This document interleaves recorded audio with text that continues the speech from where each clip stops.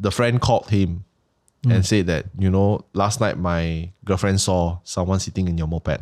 Ooh. Female spirit was sitting behind you.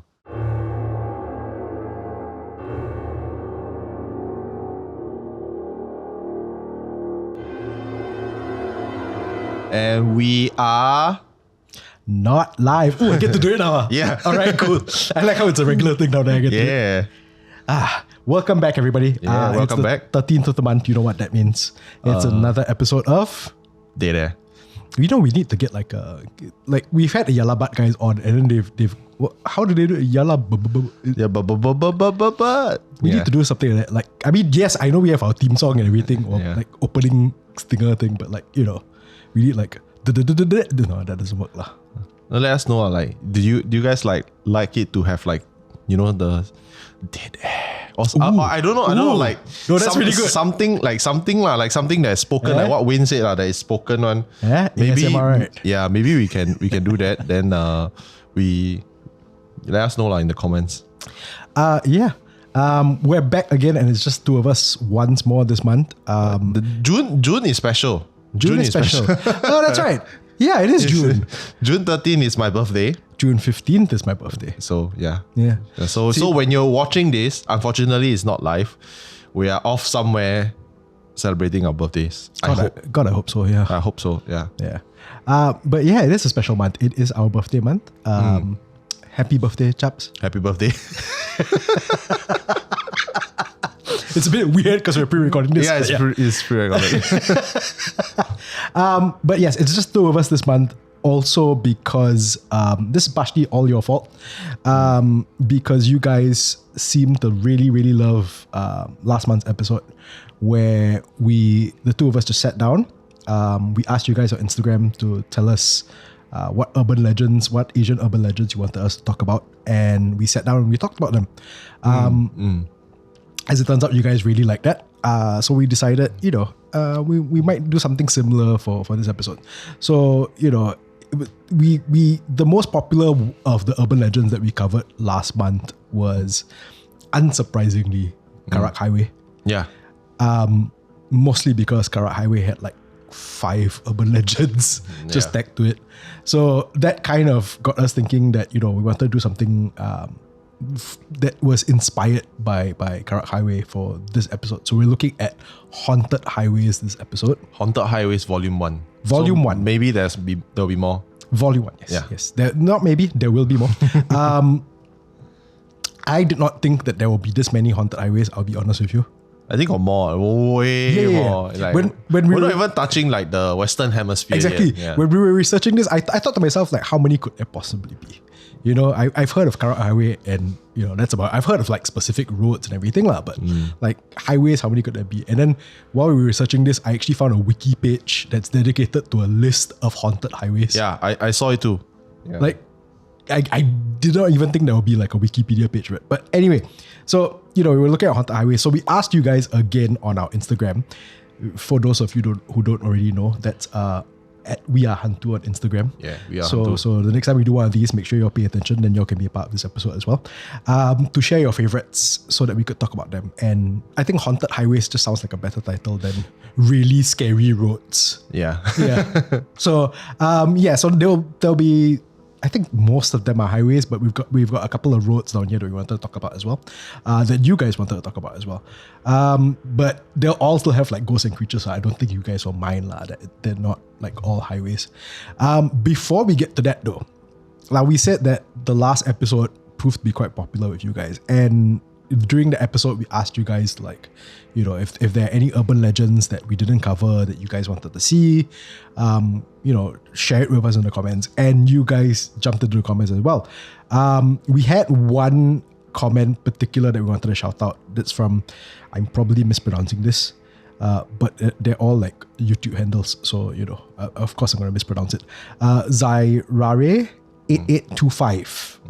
Okay, so we asked you guys to share the urban legends, and what you came back with was, you replied with this: while the White Lady of Balate Drive is the popular one, we had a recent urban legend that made it to the national news. Damn. Yeah, you damn now. It's gonna get more damn after this. The wandering flesh eater Maria Labo it became so notorious because print materials were circulating about her, and she has been cited in various places. Thank you for sharing this, Zai Rare. As it turns out, so we went and looked at the Maria Labo story, and like when I saw the comment, I thought to myself like, oh, how bad could it be? Flesh eater. I thought it was gonna be like zombie or something. Yeah. It's dark, man. Yep. So it turns out the Maria Labo story started in the 80s. At least that's what we were looking at like articles and stuff like that, and that's what we could like piece together, that the urban legend started in the 80s.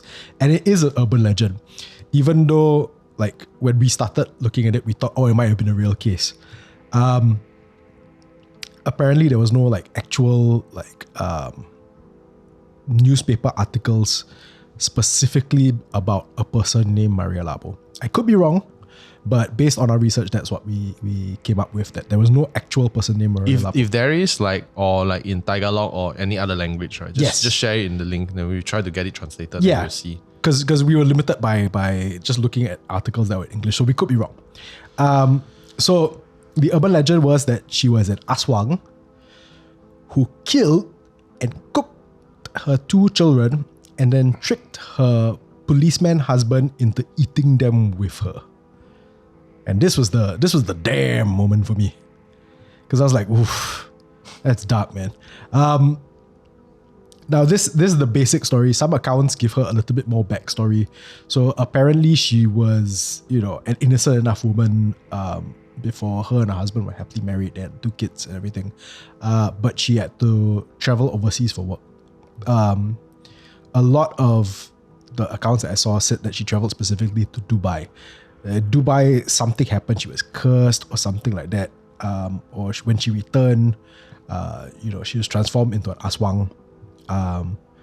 The details seem sketchy about what kind of aswang she is, whether she was like a witch or like a vampire type aswang or something like that. But when she came back, that's when she killed her children and cooked them and had a meal of them with her husband.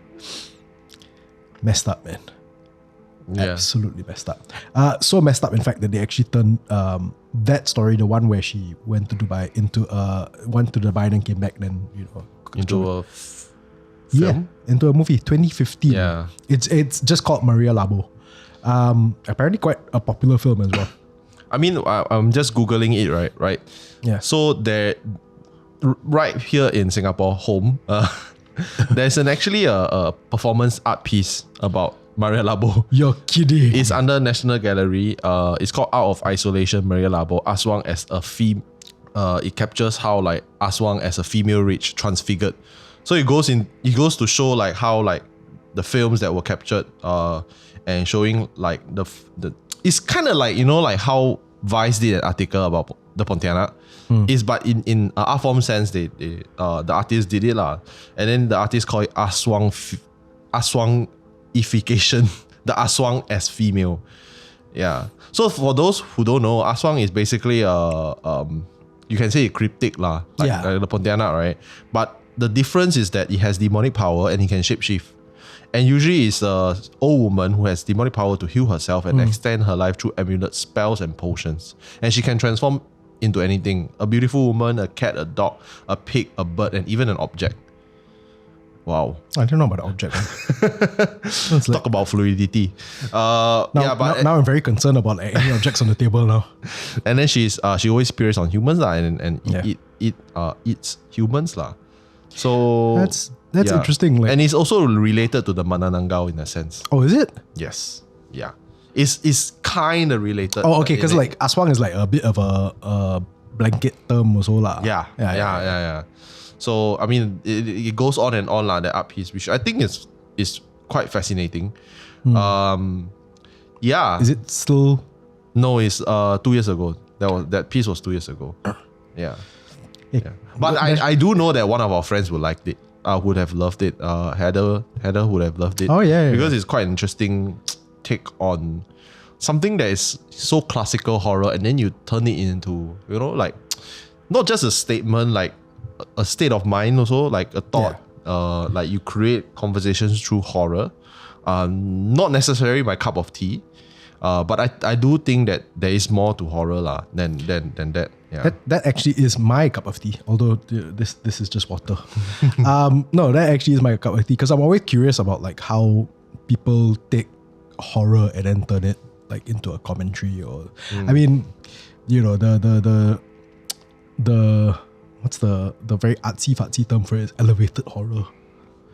But like I cannot climb stairs. Yeah, no. But to me it's just like horror lah. I think it's just that it's become more people are so I think the message has always been there. Exactly. It's just that people become they see the message more these days because they are a bit more, I would say they understand the medium a little bit more. Yes. And to be honest, horror is not very original. Very hard to find things that are original because you're basing it off cryptics that's been there for many years. So it's very hard to come up with something new. But when people do like, you know, like even with the horror hand movie talk to me.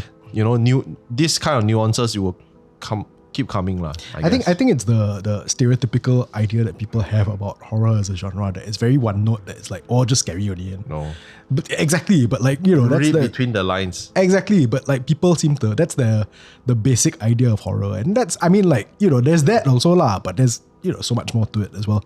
I say this as somebody who, you know, is an absolute coward, and before we started HANTU, I was, you know, not the biggest fan of horror to begin with. So, you know, you'll find out more as you delve deeper into the genre, I think. I mean, speaking of delve deeper, right? Yes. We will start by quickly summarizing the urban legends from Karak Highway, like what we talked last episode. Yeah, we have to lah, because like four of you guys asked for Karak Highway again, and like Kyle said, we'll summarize very quickly. But if you want to see us talk a little bit more about Karak Highway, our previous episode, we talked about it quite extensively. Very extensively. Yeah, I think it was at least half the episode. Yep. Yeah. So what was the title of the episode? Asian Urban Legends? Volume 1. Volume 1 or Volume 2? Volume 2, sorry. Volume 2. This is Haunted Highways Volume 1. Okay, so a few of you asked this, including our friend Audrey Chan, as well as Shivala, Jean Wong, and Rainers 81. Wow. No, it's Rainers. There's an L. Rainers, but I thought the L silent. His name's not Salmon. Rainers. No, it's like Rainers 81. Okay. Yeah, so the most popular one is, very quickly, we'll go through. The most popular one, and the one that I think both of us knew before we knew anything else about Karak Highway, was the one about the man, the woman, and their baby driving down the highway late at night. The car breaks down and the man goes to look for a payphone. So clearly this happened quite a long time ago. He tells the woman to stay in the car and lock the doors. Eventually a police car shows up, and the officers tell the woman to, like, they gesture for the woman to take her baby and come towards them. But they stress to her, like, do not look back at the car. So once the police have her at a safe distance, of course she turns around. And when she turns around, she sees on the roof of their car a kakpi feasting on her husband. And so like there was variations of that, like apparently like for some reason she couldn't hear the sound above, or some stories have it as like she hears like a knocking on the roof of the car or something. But she was told not to, exactly lah, not to leave lah, for safety. Yeah. So that's the most popular one that there was. Like I said, probably the one that everybody knows about when they think about Karak Highway. There's also the yellow Volkswagen that slows down in front of you, so it forces you to overtake it, and when you do, it then appears in front of you again, and then this happens over and over and over again. The thing is, if you look closely, you'll see that there's no one in the car. So ghostly yellow Volkswagen. And also like some of the urban legends, right, the variations, right, they talk about the yellow Volkswagen being the actual Volkswagen that the family was in. That's why there's the yellow Volkswagen. Yeah. So it's the Karak Highway horror cinematic universe. Yeah. I'm just going to throw a YouTube video out there. I'm not going to do it. So I'm going to throw it out like for other horror creators or any other horror creators / pranksters. Don't give people ideas. I dare you to go and drive a yellow Volkswagen on Karak Highway. I'm telling you. Just make sure that people see you drive lah. Don't be busted and then like you might cause accident. But that would make a very interesting video, right? Imagine you're driving in Karak Highway in 2024 and then you see one yellow Volkswagen just driving. There's some random dude driving. Okay, you telling people to drive a yellow Volkswagen down Karak Highway, right, is going to tie in very nicely to something we're going to talk about for the very last haunted highway in this episode. So y'all remember this moment where Kyle's encouraging y'all to drive a yellow Volkswagen down Karak Highway, okay? Yes. We'll come back to that later on. So there's also the ghostly boy looking for his mother. Now the story is that him and his mum were in an accident. His mother was flung from the car, but he remained in his seat, and the windscreen glass, however, pierced the little boy's eye. Yeah. So he, like, his spirit is blind essentially, and he's looking for his mother. His mother's not next to him, and so he's been looking for his mother this whole time. Ghost children generally quite creepy. Ghost children on a highway at night, really quite creepy. Children in general quite creepy. I didn't want to say it, but I 100% agree. I will say it. I 100% agree with you. I am team cats, not children. So there was also another incident, right, of nighttime radio DJ. I played that video for when he received a call from a man or a woman who claimed to have just died in an accident around Karak along with his whole family. And then the DJ just brushed it off as a mobby prank. And it's quite well covered in that sense because everybody saw it. And I think what happened live. It was live on air, right? Yeah. And then he only saw the reports of the deaths the following days in the papers, which is like, whoa, bro, that's like next level. Yeah. Yeah. I don't know if there's any more to talk about in Karak because last episode we already, talk about it quite. I'm sure there is. I mean, nobody, like, we didn't wanna stay on Karak for too long. Yeah. For this episode because there's a lot to get to, and we've already talked about Karak quite a bit. But again, if there's other urban legends on Karak or other ghost stories on Karak that we might have missed out aside from these, please let us know in the comments. As you can see from this episode, if you leave a comment about this, we'll probably talk about it in like the next one of these types of episodes that we do for the air. But like I said, we delve into Karak Highway much deeper in the previous episode. Shall we link it in the description? Yeah. We will link it in the description. So after you watch this episode, make sure you watch the episode all the way through. Gotta get some of that YouTube ad money. Make sure you watch this episode all the way through, and then if you wanna get into the Urban Legends episode, that's linked in the description. Also, the Caffeinated Cat, another user on Instagram, asked us to talk about Balati Drive. We talk about Balati Drive in that episode as well. So if you want to hear us talk about Balati Drive, check out the episode about Urban Legends. Now, let us move on to new and unexplored highways. Yeah. Not Raki's, I'm probably getting that wrong, suggested that we talk about Lornie Highway. They actually said Lornie specifically, and I thought maybe they meant Lornie Road. No. Then it's the same one. It's the same. I mean, there's a Lornie Road and there's a Lornie Highway. I like how I do this and do this as if that makes it clear what I'm talking about. But Lornie Highway is the one, and this clearly is the one that not Rakis is talking about. Lornie Highway cuts across Bukit Brown Cemetery. For those of you who don't know, Bukit Brown is one of the oldest cemeteries in Singapore. The first grave dates back to 1833. In fact, right, it's also one of the oldest Chinese cemeteries outside of China. One of the largest, I think. Or the largest. The largest. Chinese cemetery outside of China. Over 1,000 graves. Something along those. It's a ridiculous amount of graves. Yeah. Let's put it this way. So after close to 200 years, the place has understandably earned a bit of a reputation. Yeah. I think we could probably do like one entire episode just talking about stuff from Bukit Brown. Yeah. The big one is it is apparently a hotbed of cut peas. Yeah, normal that one. I like how you say normal as if like, oh well, but it is true though. It is true. Yeah, everybody knows Bukit Brown. Like, the funny thing is, before I did horror, right, like, I knew that there was a Bukit Brown cemetery. Yeah. I didn't think of it as more haunted than anywhere else. But I also knew that out of all the cemeteries, it was the one that was most commonly associated with Kapi. Which is strange. I don't know. Okay, so here's my thoughts. Because, it's a Chinese cemetery. Yeah. First and foremost. So why are they Kapis? No, to be fair, there's other races buried down there, aren't there? No. Mostly Chinese. Mostly Chinese. I would say like 99%. Well, I mean... It's really like, it's called Kopi Swa. It's like Hokkien name. I don't know why it's called Kopi Swa. Kopi Swa. but it's a Chinese cemetery. So why are they so? Or maybe I mean, hey, we're a multiracial. I get it, but I'm just curious. Why are they attracted to it? Or maybe the Kapis were there first. It could be because it's a big forest. Yeah, very very big forest. Which I guess makes sense. And I suppose that the reason why they're all still there is, I don't know. I figure, okay, let's work on the theory that the Kapis were there first, and then you come in and we build a cemetery down there. So naturally, they're thinking to themselves like, oh, it's a place of death. It's a place of I guess the supernatural. Why would we move out? All the more we're gonna stay down here. So maybe it's where other developments in Singapore, I won't say force the Kapis to move out, but they clear out the area where the Kapis will find it a bit more hospitable.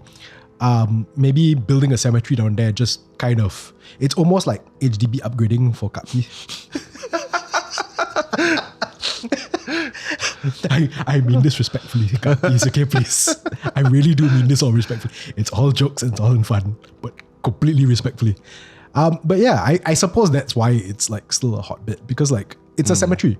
And like I've been to other cemeteries where I've had that feeling that there, I won't say which cemeteries lah, but I've had that feeling where like, there's a Kapi. Why you always won't say one? The fun part is saying what? Fun part for you maybe. You forget, I am a coward. No, but you say that nothing's gonna happen, right? I don't know. It already happened, right? It's like, it already happened. Suddenly, wait, what if they remember? They're like, oh yeah, that guy. No, they always remember. Yeah. Fine. It's a gloomy afternoon. Visiting a grave, and I went to go get. I walked out from where the graves are to go get flowers. I think, was it flowers? Or alone? Something? Yeah. But it's the afternoon, so I'm like, whatever lah. Okay. And after I got whatever it was I was getting, I can't remember what it was I was getting. I walked back towards where the graves were, and I had this distinct feeling of something jumping from tree to tree and following me. And again, like, I mean, we've talked before about that time where we suspect we might have been near a Kapi at Changi Beach, and it's a similar feeling where I didn't feel like I was in danger. I mean, for one thing, it's daylight lah, so as gloomy an afternoon as it was still during the day. Another thing also, I felt like, I don't know, I just felt like it wasn't there to cause me harm. It was just following me. Like, just wanted to let me know that it sees me lah. And that was it. But it was still a creepy feeling lah. Yeah. Like, at first I thought to myself, oh, because we've said this before, how I'm oblivious to this kind of stuff. So I'm walking on there, and I had the sense that there was something above me, and my first thought was, oh, that's probably a very big bird. But you never smell anything lah. No fried I didn't smell anything. Okay lah. Okay lah. That's a good thing, right? I guess. I don't know. I don't know. I also don't know. Maybe you oblivious to the smell also. It's highly possible. Or you have one of your sinus attack that you cannot smell. I was literally about to say, right, that every time temperature changes, right, I start sneezing. So it's highly possible that the smell was there and I didn't notice, which may have annoyed the Kapi a little bit. It's like, oh, this guy. Yeah. Also, what happens if your nose not as good, right? Then what happens? Easier to ambush lah, I guess. But the whole point is that they want the fear, ma. So if you cannot smell it, then you cannot have the fear. Maybe that's what's saving me this whole time. Yeah, probably. Bad sinus. Probably. Like the Kapi is like, either this guy really brave or he needs Zyrtec. Yeah. So, and antihistamines are the worst thing to have on you if you're going through a haunted place. Just say it right there. That's true. Yeah. So I mean back to Bukit Brown. Still cemetery. Still cemetery. So Bukit Brown, right? That it is said that when the construction that necessitated the exhumation of close to 4,000 graves, the disturbed spirits started roaming around the cemetery grounds, and in a sign of unity. I mean, it's like all for one for all. I mean, they say that basically in a sign of unity, they haunt the grounds together. Yeah. But I would say, I will counter that with the fact that the cemetery is already full of spirits. Yeah. They already stay there. Some of them moved on. I mean, if you believe in the whole idea of reincarnation, they already moved on. And it's so old, it's like the first grave dates back to 1833, right? Like the Chinese immigrants that came to Singapore were buried there, right? So it's very old. I would imagine a lot of them moved on already. Then the ones who cannot move on is probably cannot reincarnate or whatever, right? So they probably got annoyed that all this construction was happening. I mean, I would be. Final resting ground. Don't say final resting ground. If there's construction happening in my flat already, I'm annoyed. I think there were two phases. The first phase was like they exhumed part of it, I think, for the MRT. So there's an MRT that cuts through Bukit Brown, near Bukit Brown. It's called Mount Pleasant. Yeah. And that place, Mount Pleasant Road, is also full of kapis. It's all in the same area. It's all in the same area. So I mean, I told this story a lot of times, but I remember like when I was shooting some of the visuals with my camera team back then for HANTU, then it was like late at night, like 10, 11. And then police came and they asked us what were we doing at Mount Pleasant. Because it's just right next to Bukit Brown. Like, it's not even a path. It's like one small road, dimly lit road. And then right next to there is the Bukit Brown Cemetery. But then you have to walk through the forest. And yeah, they were asking, why are you here? Then I remember the sergeant telling us, you shouldn't stay here. Then I asked him, like, am I breaking the law? And he said, no, it's just that this place is not good. Like, he was telling me that this place is haunted as fuck. Why are you here? But he cannot, because you're police, right? He cannot say it's ghost. He say, yeah, this place is not good. I asked him, then why the Angmo not scared? Because there's a lot of foreigners that stays in all the black and white houses nearby. It's like, yeah, but the Angmo, they don't care one. They're like, oh, okay. I like how he was like, you were like, am I breaking law? He's like, no, but you stupid . No, he's like, you know where you are, right? He's like, here no good, here not good. Then I'm like, here no good, here not good. And then I remember the funny part was when he pissed off my camera woman, and because not him, his NS boy. Right, so he's like in the police force for like 20 over years. He was telling us. Then he brought an NS boy, because patrol as a team of 2, right? And then the NS boy was like, and then you bring a girl someone. Then I was like, oh snap. Then my camera was like, what do you mean by that? I mean, the logic is, if you follow the Taoist thing, women's energy are a little bit more yin than yang, because men are full of yang energy and women are a little bit more yin, so it tends to attract spirits. I don't know if that's true or not, but I guess he's basing it off that presumption. But he pissed off my camera woman. He's like, what did he mean by that? I'm like, yeah. She was like, I'll show you what my yin energy can do to you. So, but after a while, we left. We felt like, a bit creepy, and then we left. A bit creepy. A bit creepy. Okay, I felt a bit creepy only. So that the MRT is not open, to my knowledge right now. It's part of the Singapore Circle Line, MRT line. It's not open because there's no HDB flats. So there were plans to build HDB. Yeah.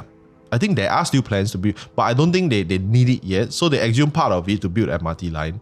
Then shortly after, they exhumed some more, I think like at least 1/3 or something of it to build the Lornie Highway, which is currently the highway. It literally cuts through just to save 5 minutes. I mean, how I feel about it is a different thing, but I just feel that if you're gonna dig up and cut out a huge part of a cemetery, you cannot expect there's no ghost on. Confirm got ghost on. Confirm the ghost not happy. I say, walao, I stay here like 100 years plus, then you go and dig out my grave, and then And I like how what you basically said is, not say I unhappy about it, but the ghosts the ghosts. I try to be neutral. I try to be neutral, but I'm just saying the ghosts less neutral. Bukit Brown is very interesting for me because I heard a lot of stories, and the funny thing is that a lot of the things that I, like for my work, right? Because I'm a filmmaker, so I have a lot of projects are filmed around there for some weird reason. I don't know why. Like not HANTU related. No. It's just near. So I remember I was researching I wanted to do a documentary about Bukit Brown Cemetery, of course, on brand, right? This was before HANTU. Yeah. Then I did research, and turns out there was someone who did it, so I didn't do lah. But I saw that when they wanted to start to exhume, right, they moved the gates of Bukit Brown. Yeah. They had to move the gates and the original gates. Yeah. And then I saw online there were like the engineers. They're obviously from the government. Yeah. And they started praying to the gates because they had to ask permission. I'm sure they did all the, for big projects like this, I'm sure maybe they bring the leaders of the major 7 religions. And then they pray and then ask for permission for blessing lah, so that everything will go out. It's a major project. Yeah. So I thought that was quite cool to see. And I do have friends who have a lot of experience in Bukit Brown. And I've been there, the new one, not new one lah, like the modified version of Bukit Brown, where the original gates are no longer the same place. So they move it down, and then it's just right next to Lornie Highway. That's the entrance, the new entrance. That's right next to Lornie Highway. So you have to go in from there. So I've been there before.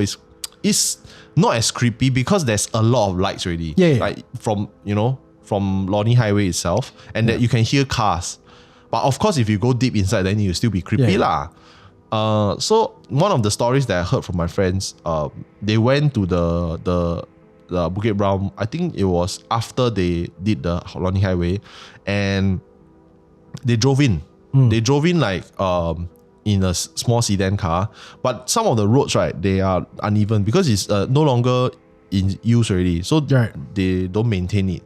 Not really lah. So the roads are bumpy. And then they got lost. Like legit, they got lost. And these people, right, from what I know, they do have some spiritual background. They do practice some form of spiritual, and they do have temples lah. So they got lost, and they were like, oh shit, we can't get out. Then they refused to come out from the car. Because they knew that, okay, it could be something supernatural that's messing with them. Because no matter how hard they drive, right, they can't get out. So what happened was that they basically like, you know what, screw it. We're just gonna sleep here. So they literally locked the doors, and then they just try to sleep. 4 of them, 4 guys. I remember when they told me this story, and then they just sleep inside the car lor. Holy crap! Yeah, they're like, wow, bro, man, this one man. But I feel like maybe the more man thing is just get out of the car and try to find a way. I don't know lah. I don't know. No. I don't know what I would do in that situation. Let's be a bit more feminist about this. The real man thing here is the fact that they got lost, and instead of asking the spirits for directions, decide to just sleep in the cemetery. What's so hard, guys? Just ask for directions. No, I don't think. I honestly, I don't know. Like if I was in, I probably won't be in that situation. Yeah.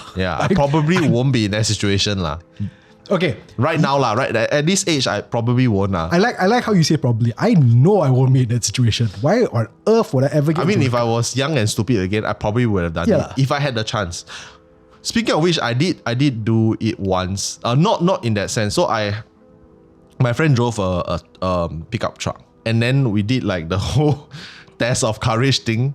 So 2 guys sit at the back, which is all open air one, and then 2 sit in the front. Then we just drove in the cab of the truck, and then just drove in. Wait, were you? I wasn't at the back. Okay. I was a worst, bro. I was like, no.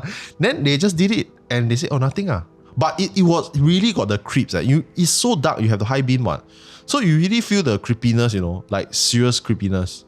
Can I just say, I like how your test of courage is you got into the pickup truck and you drove through and everything. And you're like, oh, but I sat in the front and it was very creepy. Here's my experience of Bukit Brown Cemetery. I can't remember why. I think, like, you know how last time I used to like go walking in like random places, right? Yeah. So I walked up to the gates of Bukit Brown Cemetery. And this is afternoon, not night or anything. Walk up to the gates, those gates. The original one or the one? Okay. I remember, when was this? This is quite a while back. Like 10 years? At least 10 years ago. I mean, I was walking quite regularly, so it was definitely a while back. Yeah.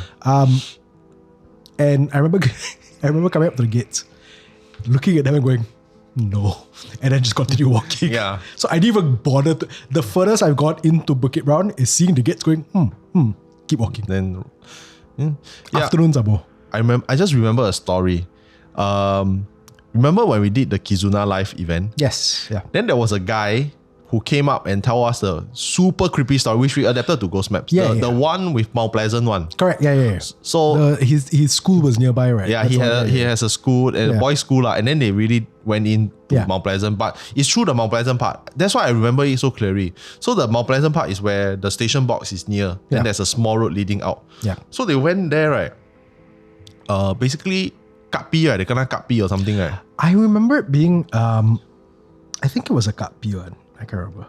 Something follow them out lah. Yeah, more than 100 episodes of Ghost Maps, guys. Yeah. These all kind of blend into one sometimes. So recently I've been working on a documentary and I had to film some horse. And then the place where they Did you just say a horse? Yeah, horse. So they kept the horse near, it's like Bukit Timah and Island Singapore Island Country Club, that area lah. Stables down there lah. Yeah, the stables, right, is right next to Bukit Brown. Yeah. So I went there like early in the morning. So I was just walking around and looking. And then I was like, wow, it's super creepy. I didn't feel creepy because there were people. But I just feel that I can just imagine at night, right? If you're the night guard, and then you need to stay at the stables. And the weird thing is that, right, the stables, right, all the way at the end, that's where the guard stays at. Oh, man. And then the right next to the guard is just the forest. Then further down is the cemetery already. That's where it starts already. And then there's a huge sign that says that, warning, abandoned cemetery ahead. Enter at your own risk. Dude, like it's such a big thing. So and then like I was there to shoot a documentary. I really wanted to pull the security guy aside and say, hey bro, like how? At night, how?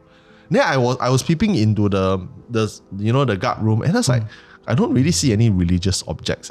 I don't see, because normally when guard house, right, they usually might have like, I don't know, some religious, like a painting of Buddha or something, like they paste it just to protect them, but never like a yellow paper or something.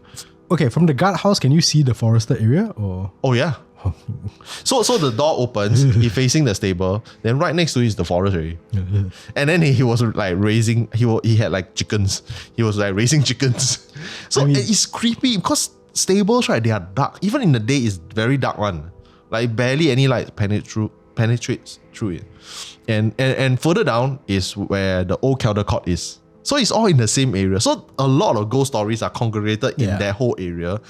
So I'm like, wow, like this place is power. Yeah. It's like, it can be a very, very good feng shui spot. I don't know lah, but like, ex cemeteries tend to have better feng shui.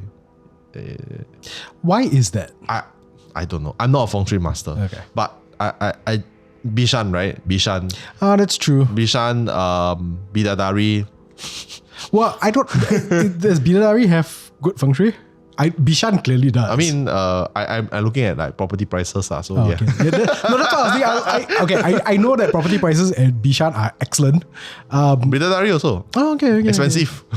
So I mean, yeah. So anyway, I feel like it's a very, the aura, right, it seems to seep out because the standards, the stories that MediaCorp, the old Caldecott campus that came out was like taxi drivers try to avoid that area because there is because it's just right next to Bukit Brown. Yeah. There is a famous story of a woman who will ask you to take me to Lim Chu Kang from there, which is very weird, like very weird. And then she'll pay you in hell notes or something. And it's quite a covered story. And then you have Caldecott, so the energies are like overlapping. And I'd like to believe there was at least one taxi driver that was like gonna roll the dice, like either A, I could pick up a ghost as a passenger, or B, I can get James Ly's autograph. Yeah, no, that's the logic. Because some of them they really do because they want to fetch the celebrities or the radio DJs that are famous, So I think that would have been a normal mindset also lah. So I don't know. Yeah, but Bukit Brown, right? Like, we're going to do the whole vote thing again, guys. Okay? At the end of the episode, Win and we're going to vote like which one is scariest for us. But honestly, right now, we're just at the second one lah. Bukit Brown is really up there. As in scariest in terms of like the highways? Yeah, the highway. I thought you were going to ask me which is scarier, Lim Chu Kang or Bukit Brown. No. I mean, definitely Bukit Brown. Yeah, I think there's no fight. I've been into Lim Chu Kang. Yeah, it's fair. It's chill. Yeah. So the Lornie Highway, there were like captured footage of people crossing the road. I don't. Wait, is this Lornie Highway or Lornie Road? Lornie Highway. Okay. Nobody will drive into Lornie Road. It's a small road. Who will drive into that? Yeah. But I do think that, it will be quite creepy driving there. Even though you have the like very nice now the Singapore light is all like white color, right? The highway light, so it's all white. It's not as scary. I think it takes out the mood. It takes out the mood, but like just drive. Okay, unless it's especially in the middle of the night when there's hardly any other cars around, right? It doesn't really matter, Yeah. I think no matter how bright it is, unless you like bloody UV light trying to recreate the sun. Yeah. It's still going to be creepy. Yeah. But I actually take the road quite often these days when I'm going to like Not somewhere purpose, that right? requires Okay. to go through PIE. I will usually take that road. My driver will usually take that road lah. So then I don't know. I think they just don't care because it's in the day one. I do think that like there's something that is done lah. I don't know. Yeah. It's a whole like tinfoil thing. Like, Well, I mean, there's an agreement that's set that allows them to build. So yeah, I think Bukit Brown Lornie Highway is like it's up there for me, man. yeah. Okay. When we do the vote later on, are we leaving out Karak Highway? We have. No, we have to put it in. Are we gonna put Karak Highway? I mean, I'm not gonna vote for Karak Highway, that's for sure. I voted it last episode. exactly. Yeah. Okay. We put it in, because we let them vote. We let them vote also. Fair Yeah. enough. Okay. All right. So there have been reports of seeing spirits on there on Lornie Highway. Not reports lah, like people claim to have seen reports stuff lah. Yeah lah. Yes. Okay. Yes. For sure lah. I'm sure. Yeah. Yeah. I'm not surprised. Neither am I lah. And I think there were deer sightings also because it's so near. Samba deer, there's a deer. Yeah. Oh dear. I like how he slowly turned to the camera. Oh dear. Wait, hang on. I feel like after that I should do like a gym to the camera kind of thing. Yeah. Yeah. Okay, so that's Lornie Highway. And at the very least, if not on the highway itself, the surrounding area, spirits and Kaki hotbed. Yep.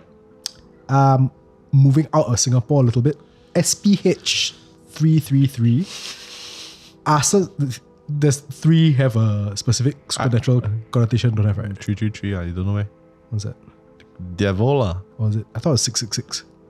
I thought it's three Well, knocks. okay, The devil thing is three knocks. What? Oh no, well, when I think of the number of the beast, The Trinity. What?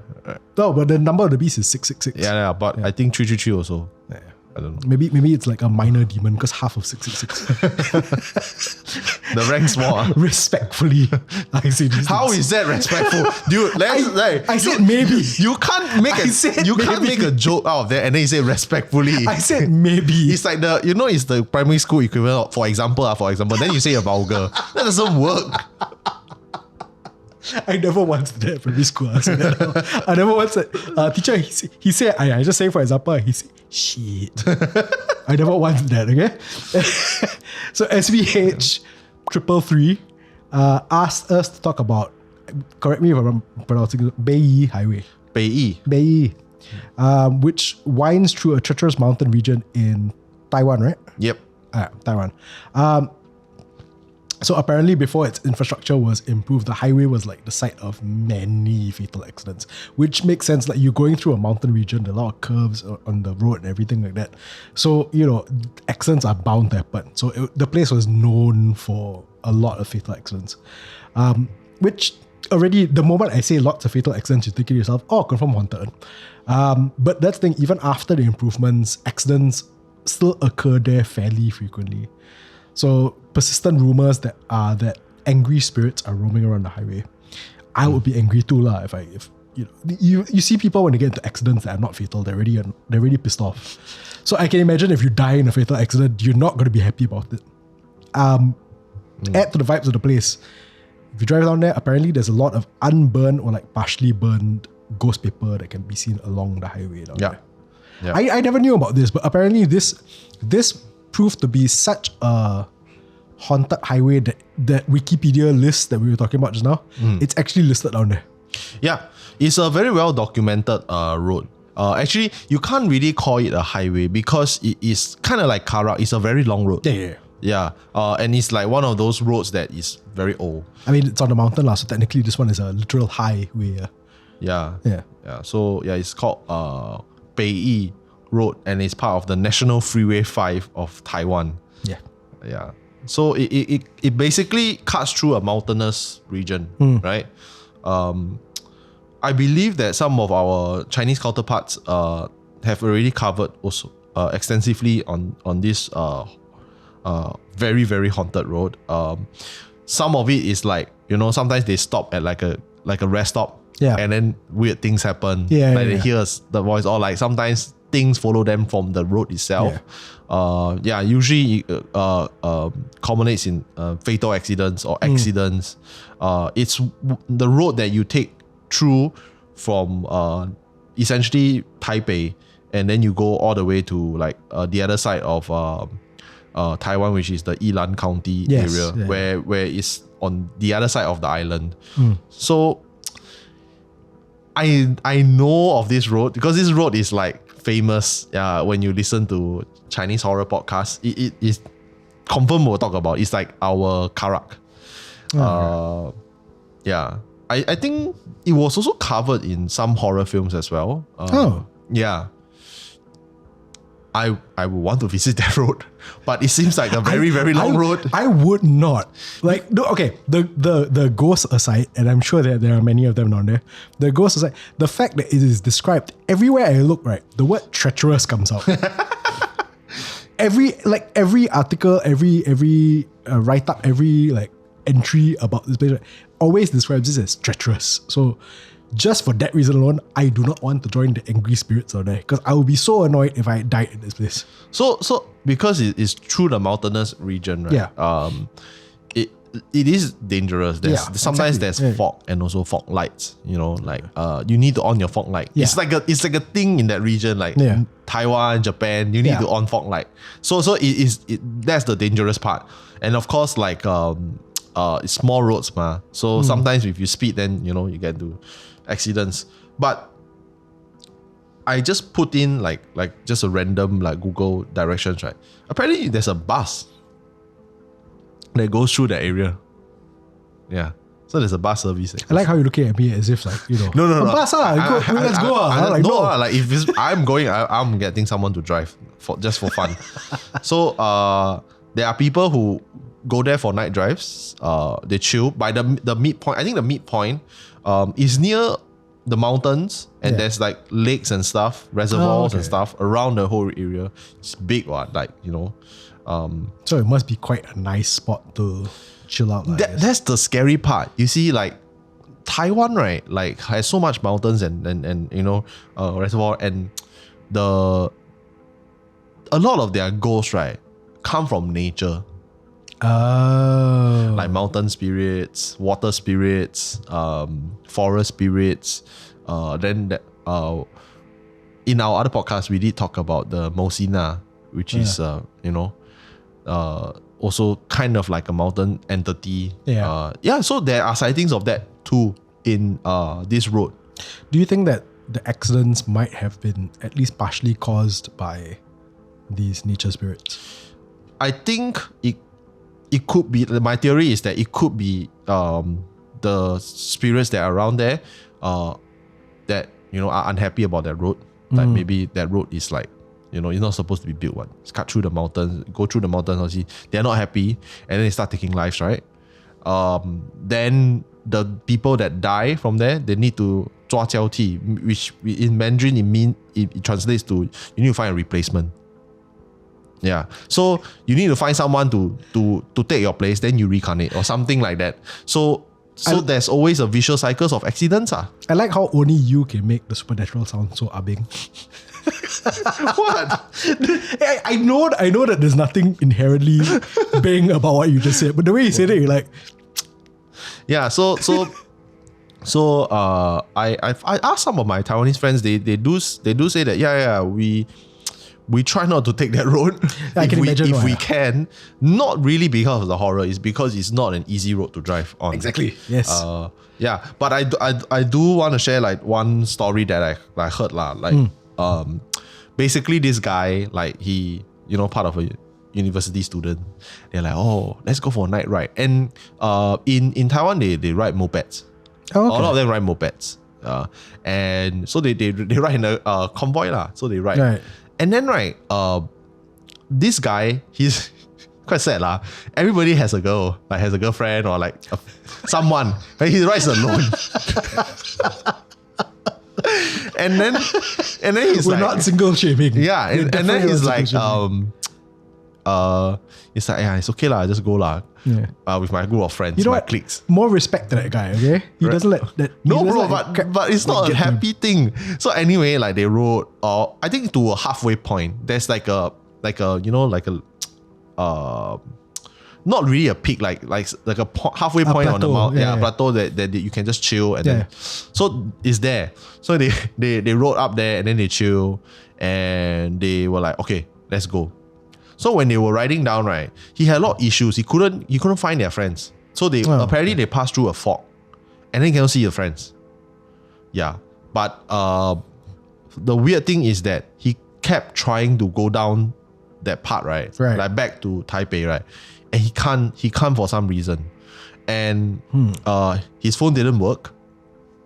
And as he goes further down, right, he felt that that's like someone sitting behind, like got weight. Ooh. You can feel the weight.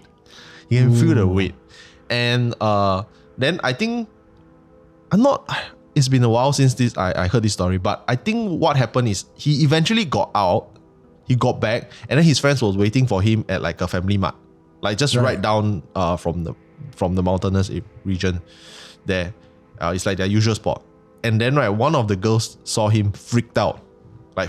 She's like, I need to go, we need to go. They keep telling the boyfriend to go. And then of course and then he's like, whatever lah. Then, they go. Then the next day, the friend called him and said that, last night my girlfriend saw someone sitting in your moped. Ooh. Female spirit was sitting behind you. Yeah, then after that, they did the usual thing. They go temple and then they cleanse and stuff. So that. And that's not we're not single shaming, but I don't think it's a wise idea to go out riding late at night alone with no passenger on the moped. Because the HANTU confirm invitation, then come down, then sit on your moped, then sit sideways, then go back. Walao. I think we're missing the main point out here. It's not so much to go out there alone. It's at least put like a box on top the back of your moped or something lah. Yeah. Or at least get a friend lah, just for safety. Yeah, so like that story is there's a lot. It's like the Karak one. There's a lot of variation. There's a variation that the guy dies. There's another variation that they never found the guy again. Was the spirit like somebody who died up at the mountain or like a forest spirit? Yeah, so I was just about to say that up in the mountains, right? There's a lot of rest stops, and then their rest stops is like cause Taiwanese architecture. So it's built in like those Chinese temples, right? They got the pagoda looking roofs. So it's like that kind of resting spots. So it's like just a small like little kind of like bus stop. Then you can just sit when it rains or whatever. So rumors is that people like to take their lives there. They like to hang themselves there. They like to drive all the way up to the mountains and find a rest stop and then they hang themselves. Oof. So there is a lot of people that have taken their lives there apparently. Whoa. So it's pretty haunted. Yeah. As if the car accidents weren't enough, Yeah, not enough, bro. It's like you need to make the energy even more.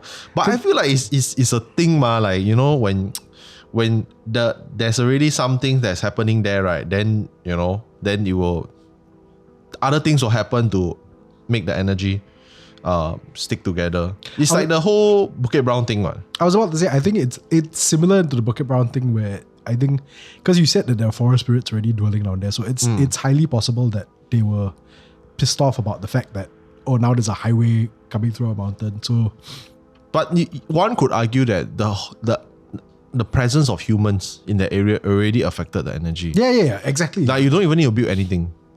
Oh wow, yeah, okay. No, it's just being there. Because humans need to, civilization we spread one ma. Yeah. So just being there, then it already, or maybe there was like some agreement made, or maybe that's the arrangement. That's the arrangement. Like, 1 year you take how this amount of souls. I don't know. It's just just thinking like if I were like, you know, the leader of this civilization, I'm sure you confirm know something that is there one. Your predecessor would have told you, oh, this road right got problem one. Yeah. So this road will take X amount of people in this statistics lah. I don't know. I'm sure they will not show it to other people, but like that's my theory lah. It's an interesting theory. And also there's a lot I'm looking at, there's a lot of temples. I've heard that there are a lot of temples. That some of them are very well received. A lot of people go. So I remember, I'm not sure if this is this road or not, but I'm like 80% sure. My sister told me when they were going up, half, not really halfway lah. Some ways are up towards the mountain. There's a temple there, and it was a full jam. But she can feel like this whole road, right? It's like, the aura is off of the charts in a sense whereby it's like a lot of things happening lah. Yeah. It's like when you go to Genting, then you're going up to Genting. The feeling, the feeling is there. Yeah. I wonder what it is. I wonder whether mountains themselves have. I don't know. You talk about like Genting. You talk about like this highway down here with the mountains. I wonder whether mountains themselves kind of attract some kind of spiritual energy. I do think so. I think it really depends on your beliefs, right? But like if you look at the trends, like a lot of the indigenous like religious people, they do believe in the whole idea and concept of forest spirits. The Japanese do believe that. Yeah. The Shinto religion has a lot of like animal spirits that's connected to that. The Taiwanese Aborigines also believe in that, and I think the Native Americans, they also really believe in the whole concept of nature. And in fact, like when we last had Raihan, then he was sharing his experience, right? Like there's the whole, you know, forest spirit things also. So I think it's quite universal in that sense. Yeah. Right? Yeah. It's just like you have to respect nature. Yeah. Yeah. But you know, humans don't. Humans just don't give a shit. Yeah. We've reached the depressing point of each episode. There's always one where humanity is doomed. Yeah. But yeah, no, I agree. Okay. So that is, I'm going to try to say it again. Beiyi Highway. Beiyi. So the 99 band, right, the Kaotsakao one, is basically of all places in Singapore, right, is the only one, I think one of the few that has a 40 kilometer per hour speed limit. Yeah, I can see why. The band, but like it's because it's on a hill, right? So when you're turning down, right, you can feel that it's quite dangerous. If you get in an accident, that's it, you know. Yeah. That's it. And I would also imagine that if you get in an accident in that area, chances are fatal. Yeah. Yeah, it's fatal. Yeah. It's like Beiyi. Beiyi. Yeah. I swear I'm gonna get it right one of these times. So you can't say that. Honestly, I don't think that is that scary lah. To be honest, even at night, if you ask the road itself. Yeah. No, I don't think it's that scary either. And that's the funny thing. Like it's interesting that South Buona Vista Road gets brought up because like I've heard about it being not say treacherous lah. Treacherous is a bit of a stretch for this road lah, but I've heard about it being quite dangerous in terms of the bends and everything. But I haven't heard any ghost stories in particular about this place. Like for the previous ones that we've looked at so far, like there's obvious ones like you know, the female spirit on the moped, Karak Highway, don't say lah. That's all. That's like, you know, all of those stories on there. And then like if we look at like Lornie Highway, you know, maybe not Lornie Highway itself, but you know, around it. But South Buona Vista Road, I won't say it's not creepy, but it's certainly not as creepy as the rest of them. I mean, spoilers a bit lah. At the end when we vote, this is definitely not coming up on top for me lah. But like I tried looking for like ghost stories around the area, and it's the most vague out of all of them. Where they were like, oh, people have spotted spirits around there. I was like, I don't know anybody who spotted spirits around there. You probably spot more monkeys than spirits. Exactly, yeah. Yeah, I think the scariest part about this is just the bends lah. Yeah. I've taken the bends at night with my friend, and then we drove all the way into South Buona Vista Road. Halfway point, then there's an entrance towards Kent Ridge Park. Yeah. So we parked the car there and then we dismounted our bikes and then we just cycled in Kent Ridge Park. Kent Ridge Park is scary at night. Yeah. And it's like, it's well lit, but there's nobody. I don't know. I mean, maybe nobody wants to exercise that. And the surrounding areas are all like factories and a little bit of like landed property. Nobody want to go there at night also. Yeah. I would imagine like 9 p.m., 10 p.m. We were cycling around Kent Ridge Park up and down. And also a lot of hills and bends.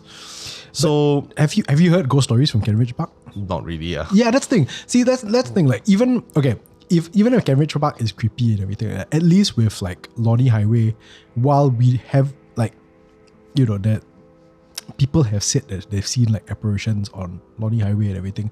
Even the surrounding area itself is creepy. But like for South Buona Vista Road, I tried to dig a little bit and see whether we could find anything, but this is the one that came up like the quietest in terms of supernatural activity. So I mean, based on that fact, right? Yeah. Let me throw a question to the audience. Like, would you feel that a place is less creepier if you know that there's no hauntings there?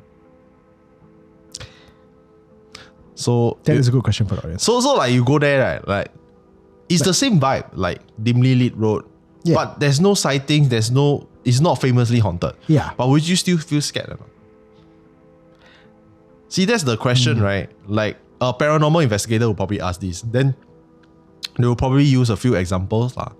Like for example, like I remember Eugene did tell us that people say that, this place is damn haunted. Then he go, nothing. Right. Yeah.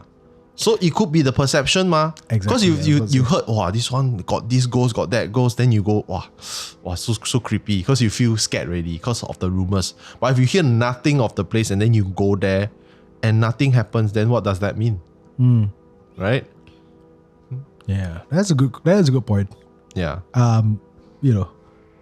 Do ghosts need PR agencies? This episode, right? He made so much ghost joke. First, with the pond. Look, they're not disrespectful. Okay, I made no. I think right, like ghosts also can get sensitive one. So I think the worst one so far was 333 is minor demon compared to 666. That's quite that one's not. It's pushing it a little bit, but I still feel like it's not disrespectful. But yeah, I also feel like it's a case of, I wonder how much of it is vibes that carry.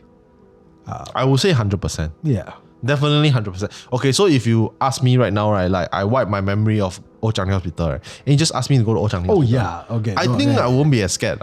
I'll be like, it's creepy. Sure? Yes, I will say that it's creepy. I don't know, man. But I won't be scared. I don't know. Okay. I'll be more afraid of like the diseases that's there. But I won't be like, got ghosts. Okay, if weirdly enough, I feel like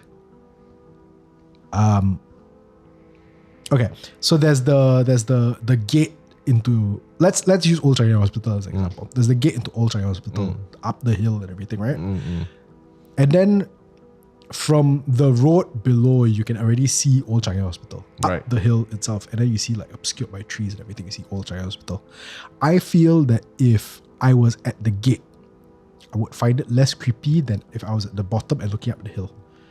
Because that look, okay, I'm trying to erase all. You can't lah. I can, but as best as I can, try to erase as much preconceived notions about Old Changi Hospital. And if I look up at that, right, it's just ominous. It's ominous, in the same way that, how like last time the stories about Dracula, then like his castle up on the hill and stuff like that. It's the same way. It's so like, even during the day, it looks like a creepy place from afar. I think when you get closer, you can say that about anything. Exactly. But if you get closer to the gate and everything, it's just a normal gate. It's just like a building inside down there. So I feel like Old Changi Hospital depends on where I'm at. If I'm closer to it, it's probably less creepy. If I'm further away, there's more unknown quantities. I would say the further is scarier because if I have to go up, I have to walk up. Yeah. The long walk will be scary. Well, that one's scary for me because I'm unfit. We've been up that slope before. I really need to exercise more.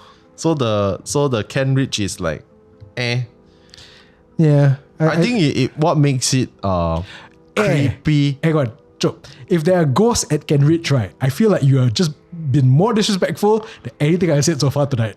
No, I'm saying the place. So I'm not. Okay. So like the South Buona Vista Road, right? The vibes is air lah. I think it only makes it creepy or like unnerving because of the name 99 Bends. But people have actually debunked it. There's no 99 Bends. It's just that there's a lot of bends. I think it's both the bends, the accidents that happen around the bends, and the fact that it's so close to. When you think World War II, you assume that place is... Yeah, but like Sentosa, bro. Correct lah. I mean, okay, look, I'm not saying that there are definitely places that have far more of what feels like history attached to it when it comes to the supernatural. Especially concerning World War II and like, Changi, the general area of Changi itself, Sentosa, places like this, yes.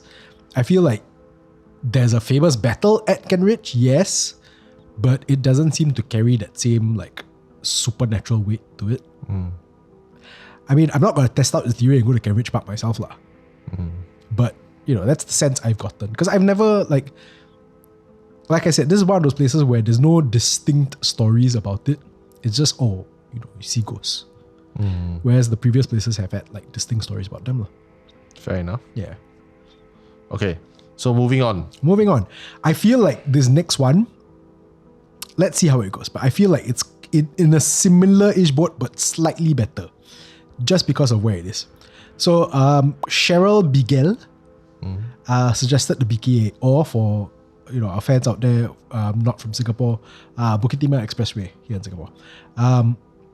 I have not heard, and this is just me personally, I have not heard any stories specifically about the BKA. I think BKE, if it's on this list, I think BKE itself is about as scary as South Buona Vista Road.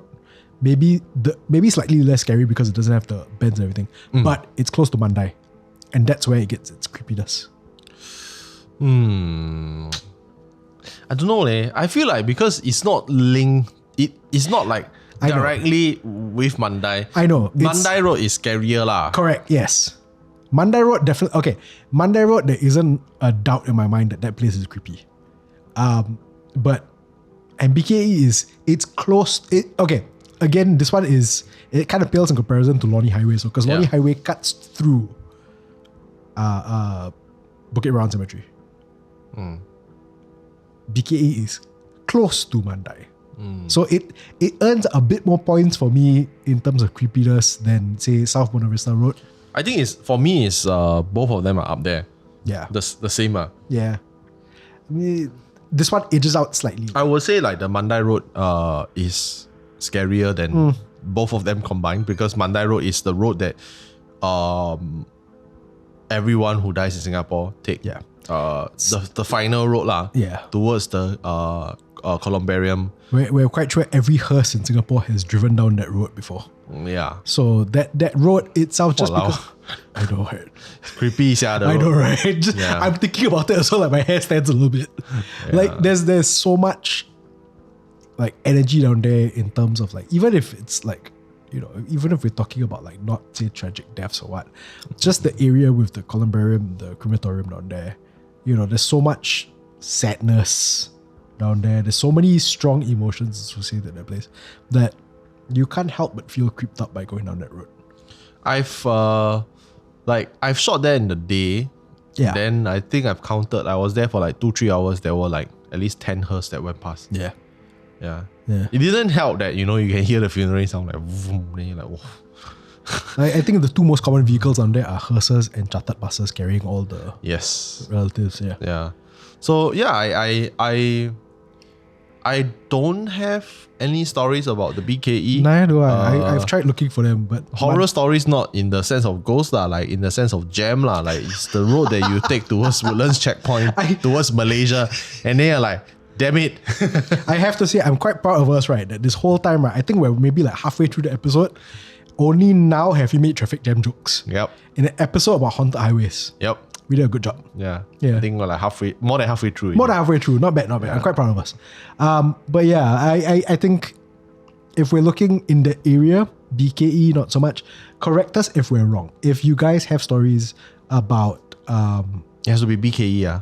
well, BKE or South Buona Vista Road. If you have stories about BKE and South Buona Vista Road, please leave them in the comments. We're very curious to know, because you guys have suggested these places, and we'd be curious to find out, like, you know, is there a reason why you suggested it? Is there something that we don't know? Because a lot of these stories are like, I mean, you won't potentially see them online. You'll be like, friend of a friend kind of will tell you kind of thing. So, you know, if you or any of your friends have experienced stuff like this before, let us know. I imagine for South Buona Vista Road, like, you know, those of you who ride motorbikes, chances are, like, you know, you will probably have interesting stories about this area. So, you know, let us know in the comments. And then now we take a complete left turn and go to a place that is horrifying for multiple reasons.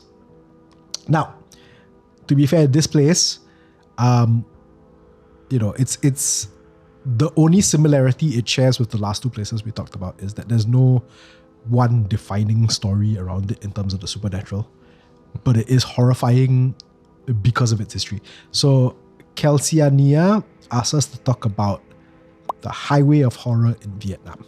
Yeah. Okay, so Highway of Horror actually refers to the event known as the shelling of Highway 1, where the People's Army of Vietnam killed anywhere from, like, the numbers are not like, they're inconsistent based on different sources, but they killed anywhere from 2,000 to 5,000 South Vietnamese soldiers and civilians over the course of about 4 days. Damn.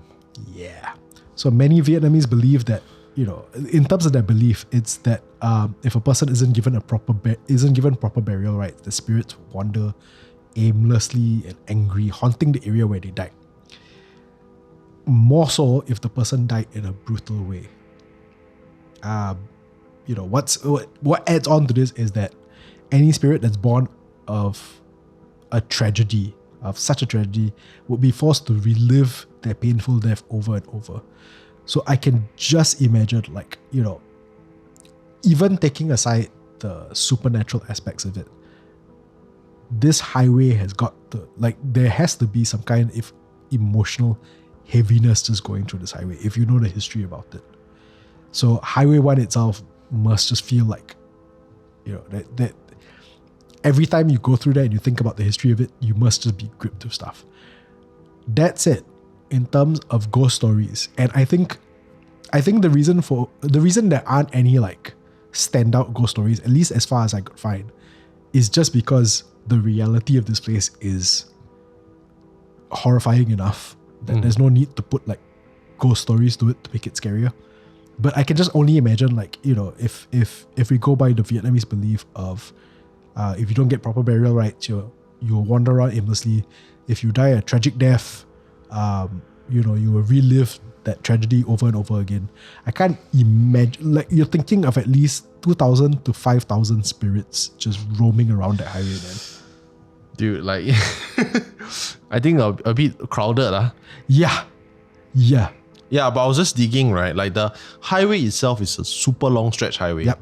All the way up to the border of China. Like 10 km if I'm not wrong. No lah. Oh, more than that. More than that? Okay. More than that. I mean, it's one whole stretch, but the part that was shelled was probably like the 10 km. Yeah. I think closer to Ho Chi Minh, I guess. Yeah.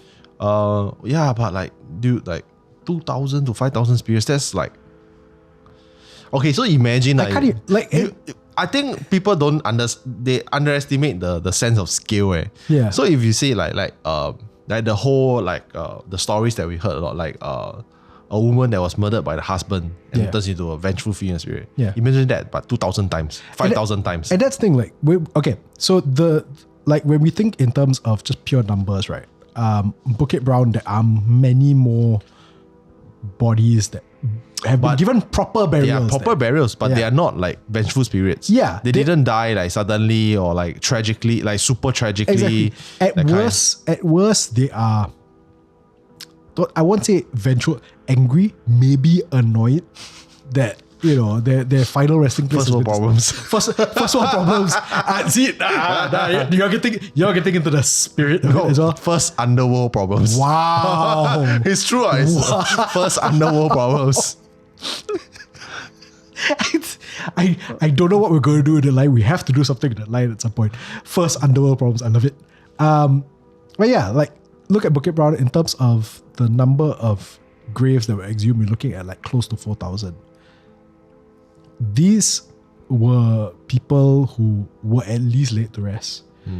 You're looking at possibly a number greater than that by 1,000 on Highway 1 in Vietnam. So like, again, like even if you put aside the supernatural, that place has got to have some kind of emotional weight if you know the history. But if you think about like the supernatural, even though there's no like standout kind of story about that place, you've got to feel creepy driving through there. Yeah. Like knowing that there's up to 5,000 spirits possibly down there. Yeah. That's why like I don't know like if it's a fair comparison, but like you know like the vibes you get when you're in Sentosa. Yeah. I think it's because Sentosa used to be like, you know, Pulau Belakang Mati, Island of Death. Yeah. And like people, I would imagine thousands of people died there, right? Yeah. Then that's why you have that aura lah. Yeah. So I would imagine like for the Vietnamese, it would also feel that same way because they know, and the history is not very far. It's not that far. Exactly. In fact, it's actually closer than our World War II this history. was 1972 if I'm remembering the year right. Damn. So end of April, early May. I'm trying to remember exactly. So that's like what, 50 plus years? Yeah, about there. So yeah, I found something online. Basically, there is a memorial area for the victims of that tragedy, and there's some religious objects there. That's from the Chinese religion to appease the spirits. Right. I would imagine that there needs to be something like this lah. Yeah, and there needs to be like, I think that there should probably be a yearly kind of memorial service and like prayers lah. Yeah. I'm sure they will do it one. I mean, it's they probably have to take these additional steps just because of the sheer chaos of the war itself as well. And like I imagine a lot of the victims didn't get proper burials as well. So I guess this is, like you said, this is their way to appease the spirits. And the whole thing. But yeah. I mean like just, to share a thought there, I think like what would be an interesting show would be, not saying that we're gonna do it, but like would be, you go to all the haunted roads and highways in the world. All of it. I know you said that we're not saying that we're going to do it. But it would be a nice show lah. It would be a nice show actually. Yeah, it would be a nice show. Yeah, it's like if HANTU finally did a travel program. Dark tourism. Yeah. Remember that program? Yeah. I'm surprised there was no second season for that one. Yeah, the dark tourism would be quite interesting. But very specifically about roads. See, if you and I rode motorbikes, right? No. No. I'm not saying that we should. Yeah, but I wouldn't. I wouldn't either lah. It's just like, for me, that's just too dangerous lah. Yeah, but anyway, if you guys have any stories of all the roads or highways mentioned, just share with us in the comments or DM us. I can't find much about Highway 1 to be honest. So just share with us which one you scared the most. But there's always a but, right? There's always a but. So there's a bonus road that I would like to talk about, which is the most infamous one, which is called Old Tampines Road. Not really a highway, also not a road-ish. I mean, not a normal road lah. Yeah. It's not a normal road. I think it has quite a few mixture of all the roads that we mentioned. Like there's some element of it being like Karak because it cuts through a certain part that is very creepy. But it also merges back into the highway. That also again mispronouncing it, Beiyi. Yeah, it's like Beiyi in that sense. They've got the temples. Then there's quite a few tragedy, and then there's like there's quite a few bends also in that road. Yeah, but it's not a very sharp bend. But there is still bends that cause fatal accidents. Yep. Yeah, so if you ask me what's my favorite road in Singapore, it's probably Old Tampines Road. Not because I think that it's the creepiest. We haven't voted yet, but it's, I don't know, I just feel like the vibes are. And I used to take the bus through that road, bus 72. And then I always feel like, wow, like especially at night, when you sit on the upper decker and then you're just looking into the darkness and the bus just go. And it's a 2-lane road. Yeah. So I mean, it's a very narrow 2-lane road. Yeah, then you're like, wow. I don't know, I feel like that's just very fun. And then when you're listening to a horror podcast, it makes it more, I did that like in my younger days, and I was like, wow, it's like very interesting feeling. I don't know if anybody feels the same way or not. The vibes is that I at least feel the same way about the vibes. Yeah. Because the vibes in that place, like when we talk about like, okay, here's the thing.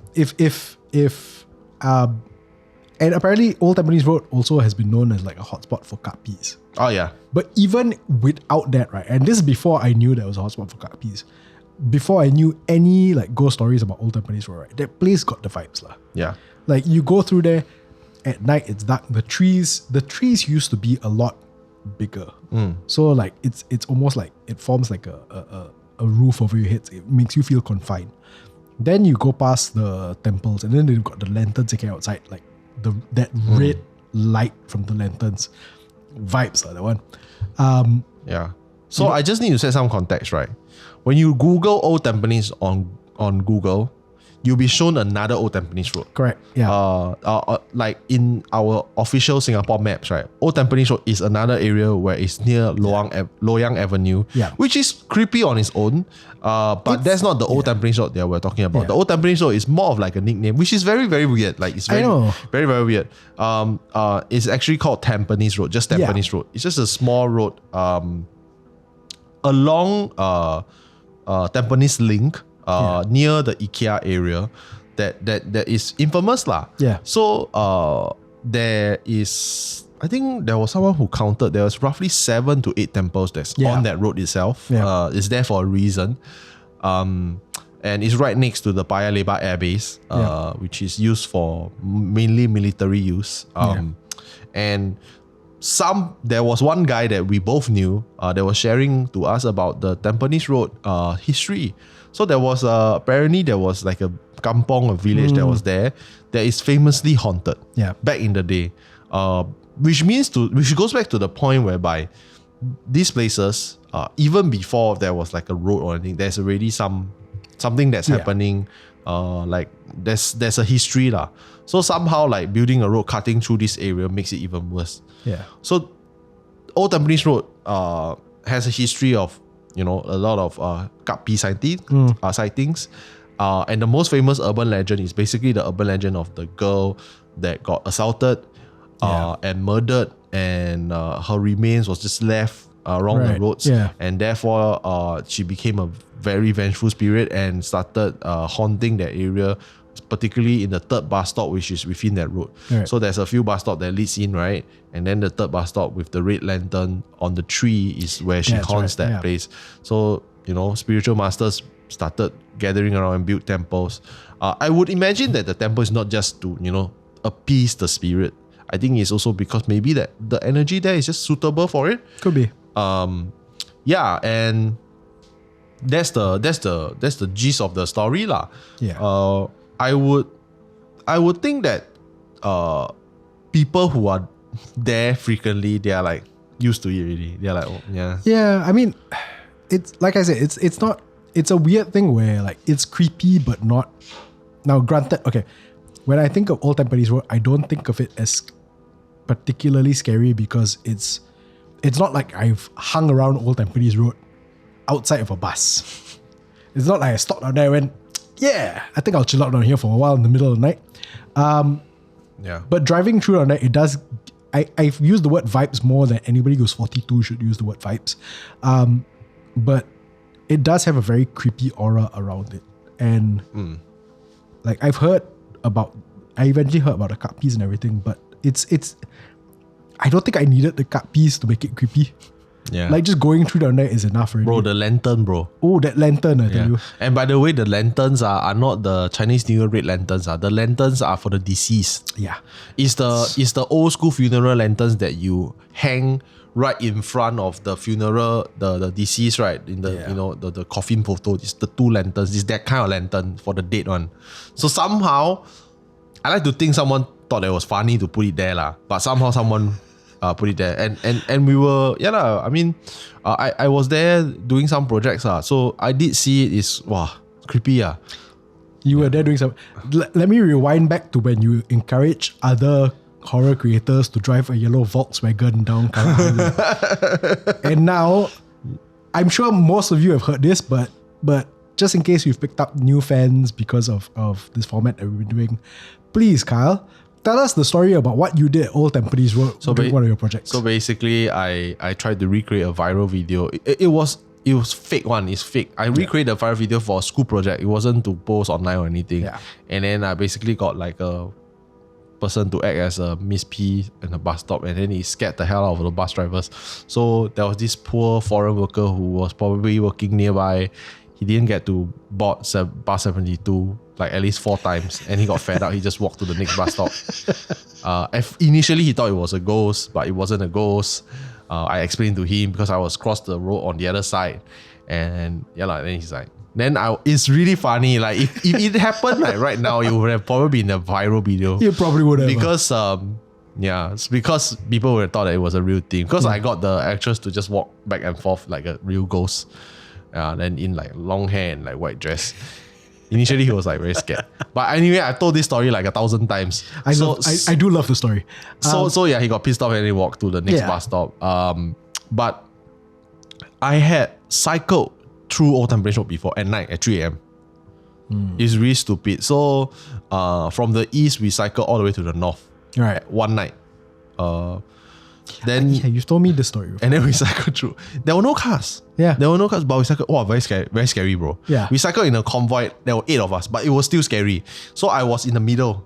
I was the scared one. I was in the middle. When we were going, I was in the middle. When we were going, I was at the last. So I was cycling side by side with my friend, and it was like, wow, can feel the vibe. Then you can feel like everybody cycle a little bit faster. It's like, let's just get the hell out of here. Yeah. And that's the thing, the place it's not like there's no like street lights or anything. Yeah. There are street lights, but it just feels darker than other roads. Yeah, because it's just right at the edge, right, of the airbase. And usually airbase, they are just runways, ma. Yeah. So there's nobody. Yeah. There's nobody, there is no like there's not much movement other than the bus and the cars. Yeah. And there were quite a few fatal accidents around the nearest same spot. So the fame actually adds into the whole creepy vibes of it, lah. Yeah. I remember there was a story that my friend told me. So my friend he was doing guard duty. It's an army story. My friend was doing guard duty near at the Paya Lebar Air Base, and he was I think for some weird reason, right, he was alone. And this was like maybe less than 10 years only. So he was alone. And he was at the gate. His job is basically to open the gate for the commanders. Right. And that one is not like it's a side gate. It's not like a front gate. So it's a side gate. And then he's scared lah. So he will always hide inside the guard house. And then he said that, right, he can feel that there's someone around him.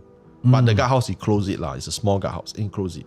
Then he got bored. Then he went out to outside the guard house, just stand in front of the gate and just walk around. But he was playing his game, his mobile phone game, and then he felt that there was like someone standing behind him, that he can hear breathing, you know. Right. Now he was very sure that he was alone. He was super sure. Then he's like, okay. I'm just gonna go into my guard room. But the way he told me, the way he walked, right, is like, don't look behind kind of walk. Yeah. Like, I don't know how he did like a crab or walk like a crab or something. I don't know. He said, I try my best not to look because I can feel that there's a pair of eyes looking at me. I wasn't so happy about it and can hear the breathing like that. So he went back to the guard house and then he never left the guard house. Yeah. I don't care how bored I would be. If I was in this situation, I would not leave that guard house. Yeah, but like the first thing I asked him, why you kena night guard? He said, I think it was punishment or something. I don't know. Okay, I think that's the question. What did you do? Yeah, I don't know. What did you do? I don't know. Maybe he late or something. How late could he possibly have He been? report late, then he kena night duty extra or something. I don't know. He must have been like at least like 5 hours late or but something. but he did a lot of guard duties. Like I mean, his posting was security trooper, so he did guard duty for most of his NS, and he was at Paya Lebar. I was like, bro, you damn poor things, yeah. Then he said, yeah, at a certain point, he got used to it already. But he said he's not scared because he got used to it. It's like he's already in the service for that long, right? Right. He got used to it already. But for some reason that night, right, he kena. Oh, so this happened after he got used to it. Yeah. That's why that's why I asked him, like, bro, you stupid like you old Tampines Road, and then you go out of your guard house and you just stand down and walk around. Okay. Like, bro, you okay or not? Then he's like, no, I used to it already. But then that night he felt something was very off. Then he faster. I wonder why it was so different that night. You know, like when I don't know if you kena before, like hauntings, right? That is near the forest. I kena before. So when that happens, right, it really is how it sounds like. The forest suddenly stops. Everything becomes quiet. The vibe just changed. Then the air, right, feels very heavy. And it's like colder and heavy. Yeah, it's like almost like the forest stopped breathing, like hold his breath, like, oh fuck. Like, oh shit, something's about to go down. Like the just picturing an entire forest going, shit. Like all the animals stop. Come already, the HANTU come already. So I mean I guess that was what happened to him lah. Yeah. Then he told me that story like a few years after his service. Yeah. When you were cycling through and when he was doing the guard duty, did you all smell the frangipani smell? No. That one, if we smell, we cycle super fast, bro. I confirm them fast on. Okay, so apparently a lot of people have smelled that frangipani. Okay, so for those of y'all who are unfamiliar, apparently if you smell frangipani, it means that a kapi is nearby. Not close, but nearby. Yeah, you're in the presence. You're in the presence of a kapi. Kapi means Pontianak lah. Yeah lah. I try not to say her name. Yeah. Just scared lah, coward. But so apparently a lot of people have picked up the frangipani smell while they were there. I was on a bus most of the time. I'm gonna age myself a little bit and say see where this is going. You can see where this is going, right? Yeah. So I used to be on a bus that did not have air conditioning. Okay. Had no choice. And I don't know how much of this is me just like inserting it to my memory. I do remember, I can't tell you for sure whether it was friendship. I do remember passing through and there was a sweet smell. I just thought it was the smell of nature. Okay. I was very young at the time. Okay. So when was this? Like 80s or 90s? Probably like early 90s, late 80s. Early 90s probably. Okay. More. But did you know of the reputation back then? I didn't. You didn't know. Okay. To me, that road was because we used to go to this sports club at Changi. Yeah. So it's opposite where the bus stop below Old Changi Hospital is. So, and back then I didn't know about Old Changi Hospital either. So I was a kid, and apparently I was even more oblivious as a kid than I am as an adult. So I was like, I would see that bus stop that's near Old Changi Hospital and thought to myself, creepy. And think nothing else of it. I'll go through Old Tampines Road and go, creepy. And think nothing else of it. But I do remember it smelling very sweet. But you took it at night or day? Both. So we'll go to the sports club probably like early afternoon, maybe like late morning. And then we'll spend the whole day down there. Then like maybe 8 o'clock at night, we'll take the bus back. But it's with your family lah? Whole family, yeah. Oh, interesting. And I not very distinctly, but I do remember there being a sweet smell in the air as the bus was driving through. I don't know if it's frangipani. I assume it's just the smell of nature. Like, there's a lot of plants out there. A lot of trees. So it smells like nature lah. But I remember very vaguely thinking that it's very sweet smell. So I think that weirdly enough, I mean, now that will freak me out, but that probably made it seem less creepy. But yeah, I do remember that passing through there. And if I recall correctly, even though there's no aircon, still got double decker. Yeah, double deckers with the windows. Yeah. I mean, when I was growing up, they were already phasing out, but still have a bit. Yeah. Yeah, I was like, wow. When I see that kind of bus, I'm not gonna take that bus. I'm like, I will just walk. What? Wow. I'm gonna sweat anyway. I'm just gonna walk. Yeah, but then usually when you take the bus, it's usually like a short, like 2-3 stops. Like, I mean, fair enough, it's like one of those service feeders bus, right? Then you're like, whatever lah, just walk lah, just walk. Because I'm gonna sweat anyway. Yeah, okay. Yeah, but yeah, I mean, Old Tampines Road has that unique. Yes. Uniquely Singaporean creepiness to it. I 100% agree with you. I don't know how else to describe it, but I try to explain. Okay, I try to analyze it. Okay. You correct me if I'm wrong, and you guys correct me if I'm wrong. The reason being, right, there are a few factors. One, used to be a kampong area. Okay, so kampong sometimes, maybe there was a grave nearby. There was a cemetery, small cemetery nearby. Who knows? Then forest, kapi, confirm, forest periods. Then they built road, fatal accidents. And what's right next to it? Army base. Very Singaporean. I think you know what it is? I think it's all those things. Plus, I'm going to de-age myself a little bit. By the time you and I were conscious enough to go around and explore Singapore on our own, Singapore was already fairly modernized. So places like this, right, were few and far between. So I think what makes it also uniquely Singaporean is the fact that these places which felt more of nature than of modern Singapore were very few.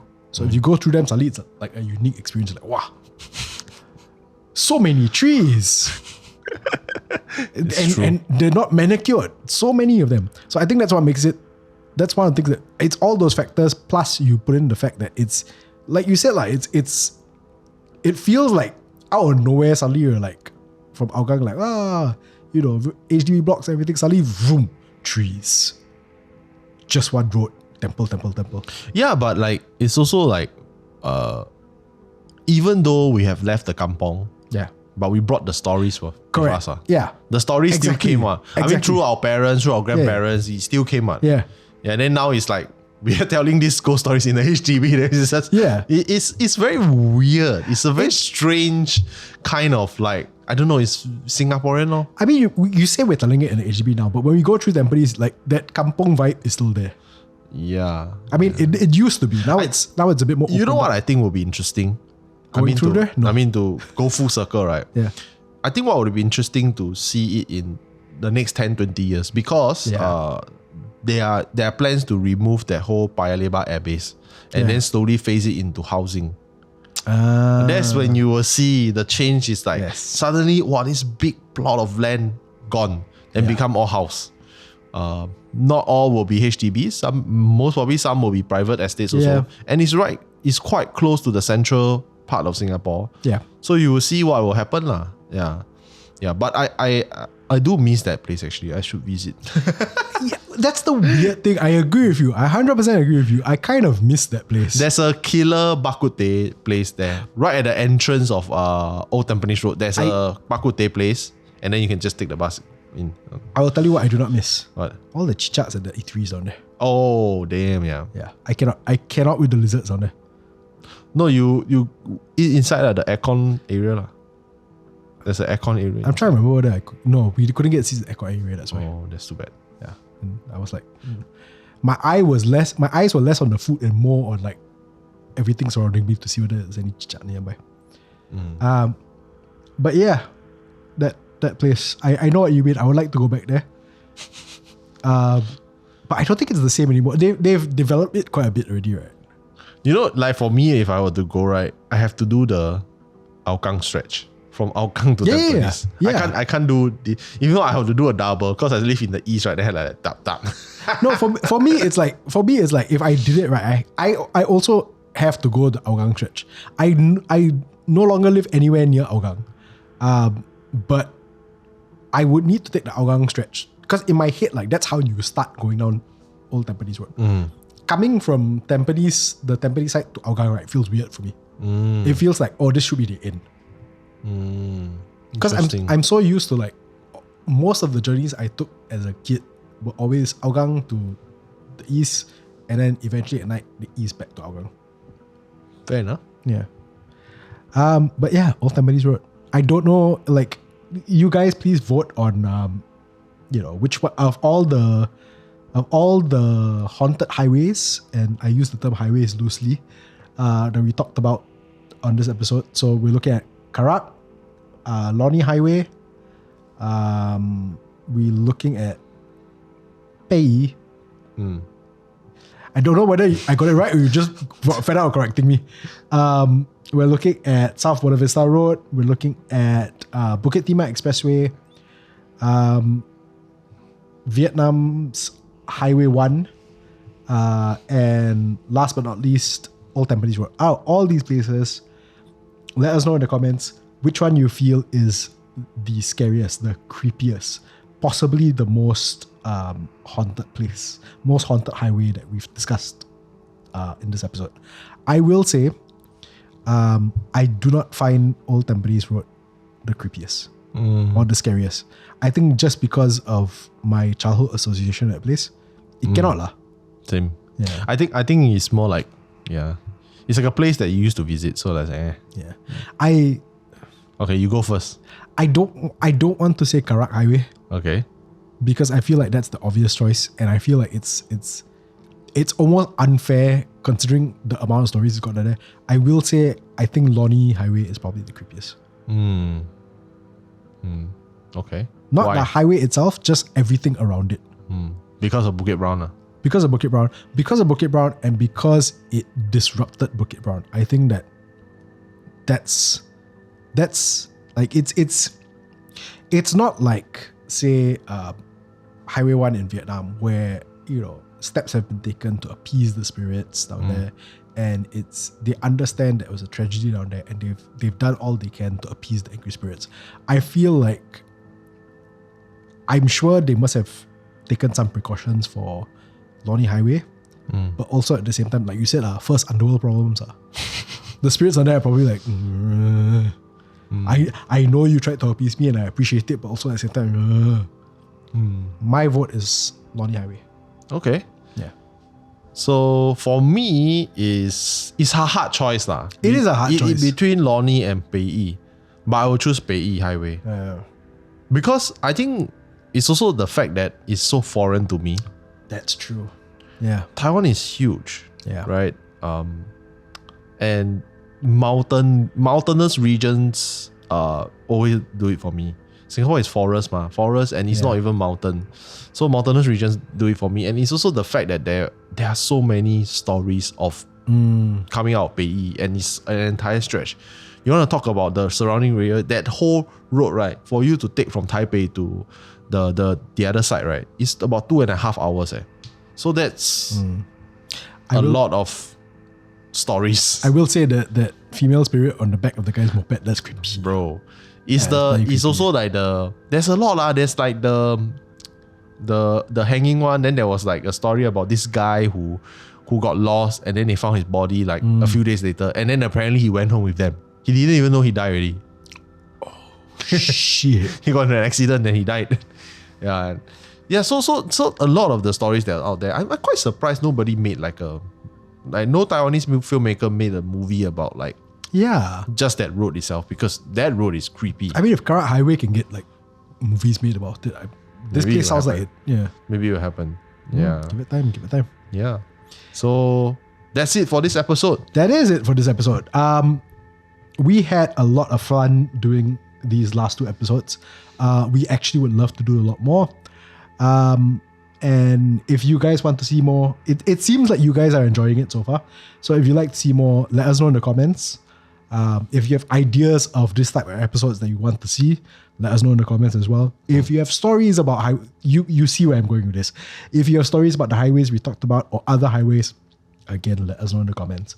But yes, that's it for this episode. So shall we do our usual sign off? Yeah. All right. 3, 2, 1.